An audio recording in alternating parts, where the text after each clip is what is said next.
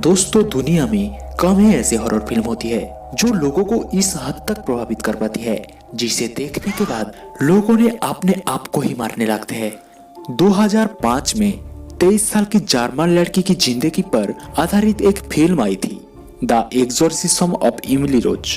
Film डरावनी थी और इसने अच्छा खासा बिजनेस भी किया था। लेकिन क्या आप जानते हैं कि रियल लाइफ में इमली की कहानी फिल्मी लाइफ से कई गुना ज्यादा भयानक थी। एनिलिस का जन्म 1952 में एक बेहद अनुशासित कैथोलिक परिवार में हुआ था। उसके परिवार के लोग बेहद कट्टर किस्म के थे। एनिलिस की बड़ी बहन मार्थ की मौत 8 साल की उम्र में ही हो गई थी। मार्थ की मौत की वजह से एनिलिस की माँ उस पर अधिक दबाव डालती थी। उसे बार बार पवित्र जीवन बिताने की सलाह दी जाती थी और उस पर कड़ी नजर भी रखी जाती थी।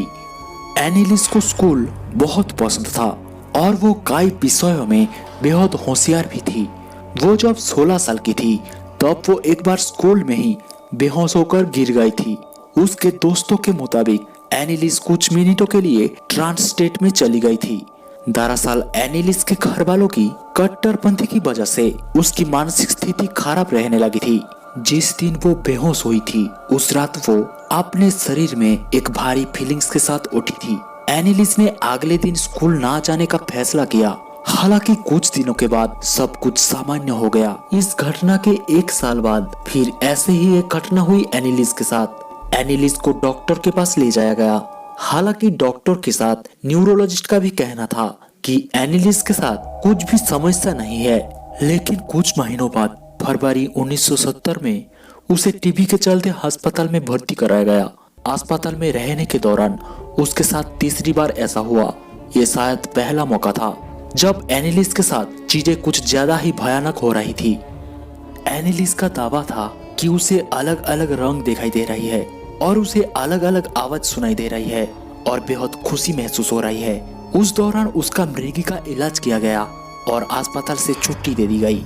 मानसिक हालत दुरुस्त ना होने के बाद भी एनिलिस ने स्कूल पास किया और कॉलेज के लिए कदम बढ़ा लिया। लेकिन उसकी मानसिक स्थिति बिगड़ रही थी।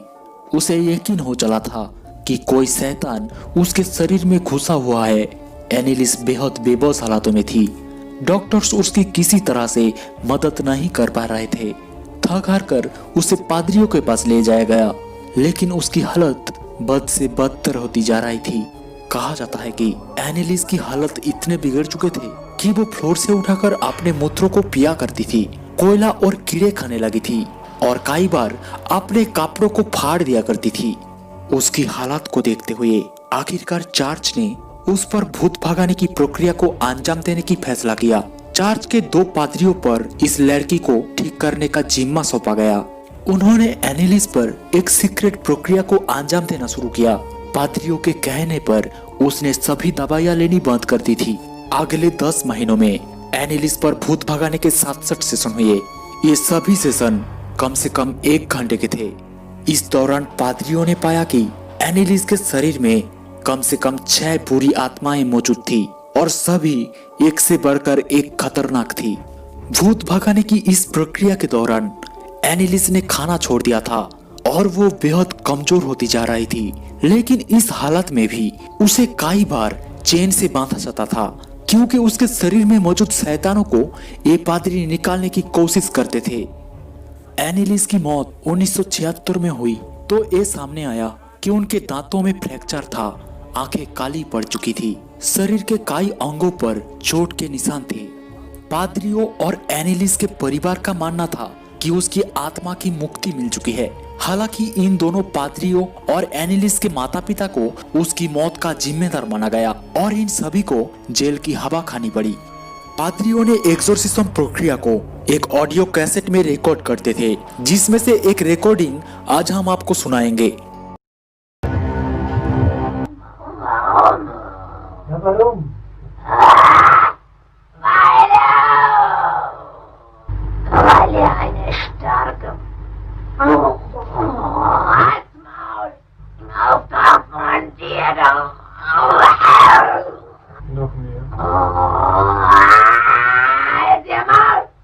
Wann bist du überhaupt hier? Ich hab möchte so, dass ich in dem Weiblein bin. Ich trag dir die Rotznase noch so lang, bis es lebt wird. Die saublöde Weib. Für uns gibt's kein Zurück. Nie! In alle Ewigkeit! Sag mir den Namen. Ich, der Judas und der Nero, der Kain und der Hitler. 5 Stimmen. Das ist der 6. Oh, den haben wir gelogen. दोस्तों, मैं आपसे एक ही request करता हूँ कि आप अपने कीमती समय से कुछ समय निकालकर हमें कमेंट में ये बताइए कि क्या एनिलिस वाकई में कोई मानसिक रोगी थी या फिर 6 अलग अलग आत्माएं उन पर कब्जा किया था। और हाँ, आप अपनी राय हमारे साथ जरूर शेयर करें। और अगर आप ऐसे ही वीडियो देखना चाहते हैं तो इस वीडियो को लाइक, कमेंट, शेयर करिए और हमारे चैनल को सब्सक्राइब करके बेल आइकन को दबाना बिल्कुल भी ना भूले। और दोस्तों, वीडियो को पूरा देखने के लिए आपको बहुत बहुत धन्यवाद।